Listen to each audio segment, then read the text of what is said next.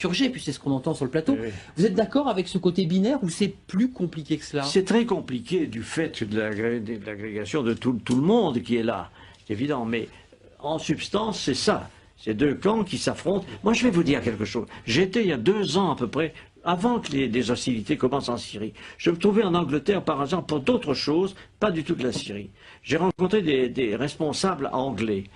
Et quelques-uns qui sont mes amis m'ont avoué, en me sollicitant, qu'il se préparait quelque chose en Syrie. C'était en Angleterre et pas en Amérique.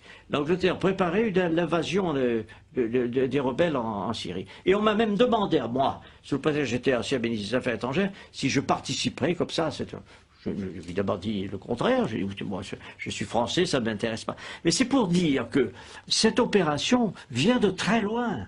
Elle a été préparée, conçue, organisée. Dans quel but Excusez-moi, dans quel but? L'idée de renverser Bachar, c'était quoi le but? La finalité? Mais dans le but très simple, de destituer le gouvernement syrien, parce que dans la région, il est important de savoir que ce régime syrien a des propos anti-israéliens. Et que par conséquent, tout ce qui bouge dans la région autour, moi j'ai la confidence du Premier ministre israélien qui remonte très longtemps, qui m'avait dit on essaiera de s'entendre avec le Premier ministre, avec les États autour. Et ceux qui ne s'entendront pas, on les abattra. C'est une politique, c'est une conception de l'histoire. Pourquoi pas, après tout? Mais il faut le savoir. Frédéric